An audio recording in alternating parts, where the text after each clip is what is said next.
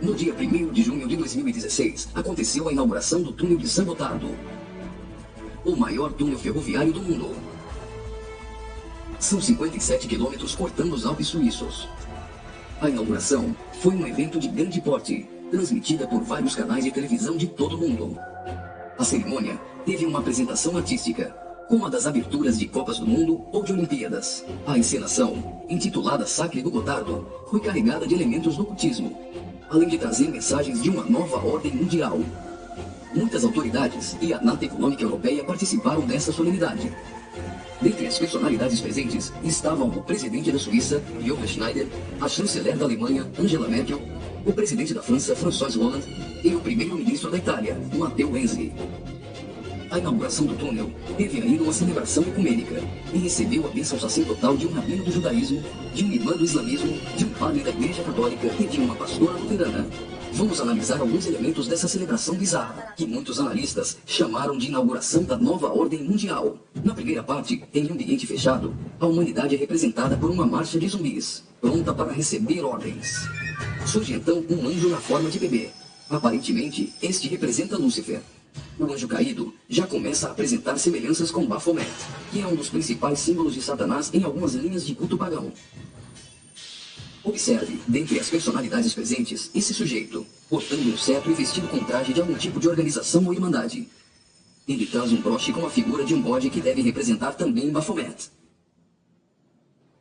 A cerimônia macabra evolui para a aparição de um homem-bode, representando um demônio-chefe. Esse demônio exerce autoridade e liderança sobre outros demônios que são liberados pelo mundo, representado aqui pela ferrovia. Por essa ferrovia, passam vários períodos da humanidade, revivendo alguns tipos de sociedades secretas e rituais pagãos dos celtas, da Grécia Antiga, do hinduísmo e principalmente do Egito Antigo. Observe ao fundo a figura do Sol, representando um dos principais objetos de adoração das culturas antigas. Sob a ordem do chefe, os demônios se lançam para cumprir sua missão na Terra. Aqui, vimos a representação de antigas sacerdotisas e místicos adoradores, todos sendo conduzidos pelo homem-bode. As sacerdotisas estão levando um cordeiro, como algo a ser oferecido em sacrifício.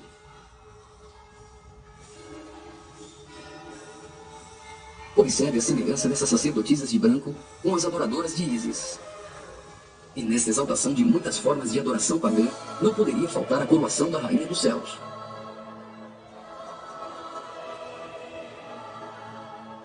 A cerimônia prossegue, agora em um ambiente externo. A parte interna exaltou a adoração pagã histórica. Na parte externa, o evento se torna uma cerimônia satânica regida pelo homem-bode. Os zumbis representam a humanidade manipulada, caminhando rumo a um futuro incerto.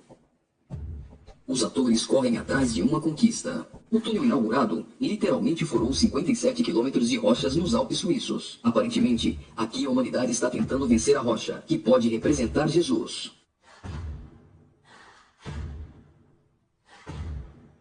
Por várias vezes, eles investem desorganizadamente contra a rocha, mas todas as tentativas são frustradas. Até o momento em que eles se unem e conseguem um importante progresso. Lembre-se que o espírito de Nimrod era unir o homem para vencer a Deus, e que esse túnel é o símbolo de integração entre os povos. Observe que eles conseguem a abertura de um portal. A representação desse portal lembra o CERN. O CERN é a Organização Europeia para a Pesquisa Nuclear. Está localizado na região de Genebra, na fronteira franco-suíça, a pouco mais de 200 quilômetros do túnel de San Gotardo. No CERN, encontra-se o LHC, o maior acelerador de partículas atômicas do mundo, e maior máquina que o homem já construiu. Ele tem 27 quilômetros de circunferência e está a 100 metros abaixo da superfície. O CERN está em busca da antimatéria e tentando recriar o Big Bang. Mas o CERN também tem um propósito esotérico ocultista, nem tanto oculto. Segundo a própria comunidade científica, o CERN pretende acessar outras dimensões e se conectar com forças desconhecidas. O respeitadíssimo físico Stephen Hawking advertiu que os experimentos do CERN podem representar graves perigos a nosso planeta. No prefácio de seu livro, Star Wars, Hawking afirmou que o acelerador de partículas poderia causar uma decadência catastrófica do vácuo, o que levaria o tempo e o espaço a entrarem em um colapso. Isso poderia destruir não somente o planeta Terra, mas também o sistema solar e todo o universo. Você já deve ter ouvido falar da partícula de Deus, ou bóson de Higgs.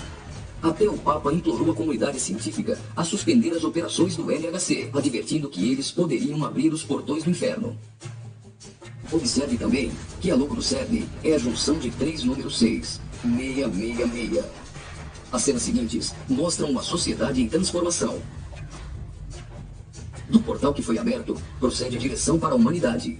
Veja que uma nova sociedade vai surgindo. O espírito da rebeldia e da sensualidade marcam as pessoas. A decadência da humanidade é representada tanto na forma de uma queda literal, como através da sensualidade. Do portal surge um corpo nu, e logo as pessoas ficam endemoniadas.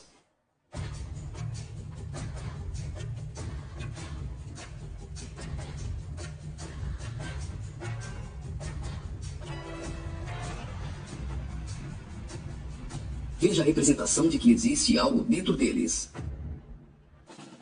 Trabalhadores do túnel aparentemente são representados aqui, mas observe que a verdadeira representação é o deus Shiva, da trindade hinduísta. Shiva é o deus da destruição. Ele destrói para dar lugar a algo novo. A dança de Shiva é considerada a manifestação física do ritmo cósmico. Observe que na entrada do principal laboratório do CERN existe uma imagem de Shiva. A dança destruidora de Shiva é associada à aceleração ou à dança das partículas. A cena seguinte lembra os operários mortos na construção do túnel, mas na verdade representa o sacrifício humano.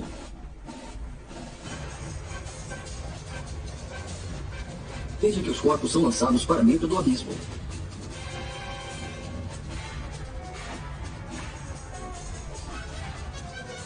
Preste atenção. Do fundo do abismo, as mãos vêm receber o sacrifício.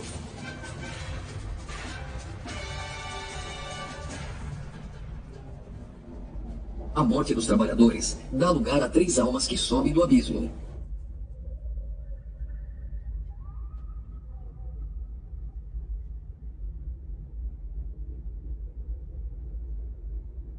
Surge então um enorme olho que tudo vê, ou o olho de Horus, um importante símbolo usado pelos Illuminati.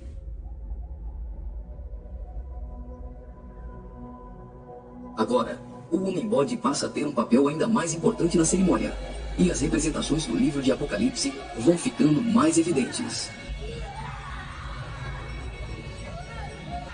Veja como os demônios se parecem muito com o orixá Omulu. Do portal surge uma figura de um homem, misturada com a de um bode e 3 escaravelhos egípcios.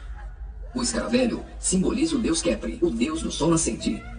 Homem e bode se fundem, representando a encarnação de Satanás e o surgimento do anticristo. Ele não será um homem normal. Sua autoridade e poder provém do próprio Satanás. Uma personagem, aparentemente representando a deusa Ísis, surge para ungir o homem-bode, que é a própria besta. Com a cerimônia de coroação de um rei, a besta é ungida governante sobre todo o mundo. Observe novamente que os demônios lembram muito o orixá Omulu. Após receber o manto do espírito feminino de Ísis, a besta manifesta atitudes homossexuais. Ungido governante do mundo, a besta demonstra sua fúria contra todos e agita seus demônios.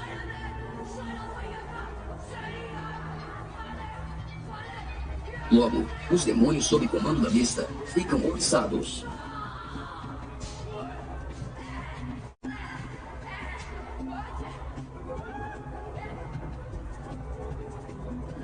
Assim como está escrito em Apocalipse, a besta passa a ser adorada pelos homens e pelos demônios.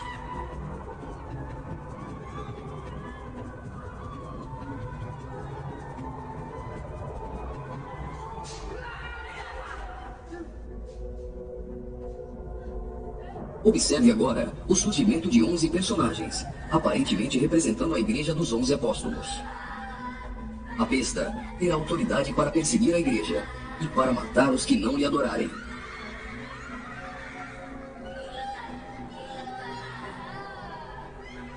Observe que no telão, a besta tem várias cabeças. Logo, a besta parece ter sido ferida na cabeça.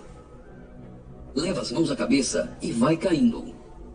Segue-se então uma cerimônia fúnebre, com um antigo canto germânico do ocultismo. Veja essas pessoas carregando árvores secas invertidas. Observe que as raízes estão para cima. Assim como a cruz invertida é um símbolo do satanismo. Tudo que se apresenta invertido representa o contrário. A imagem do telão é a árvore da morte, que é o contrário da árvore da vida.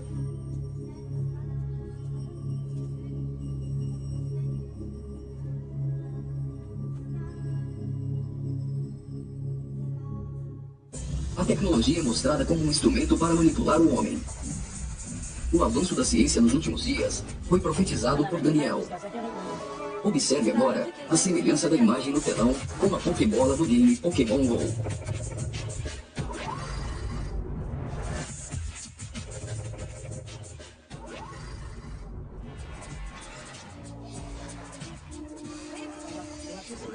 Enquanto na parte inferior da tela aparece uma segunda besta caminhando em direção à primeira, ao fundo surge a figura da grande meretriz. Observe que a segunda besta ressuscita a primeira.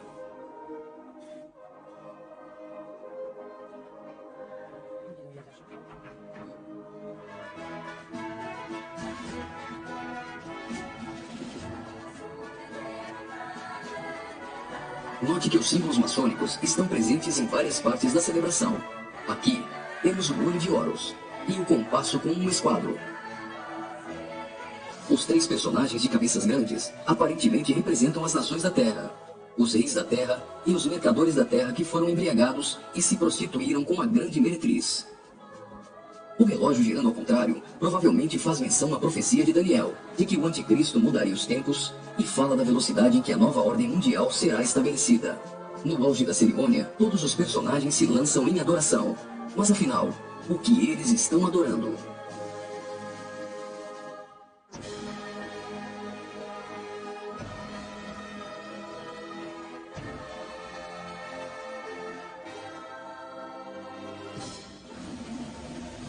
Então, o trem sai do túnel.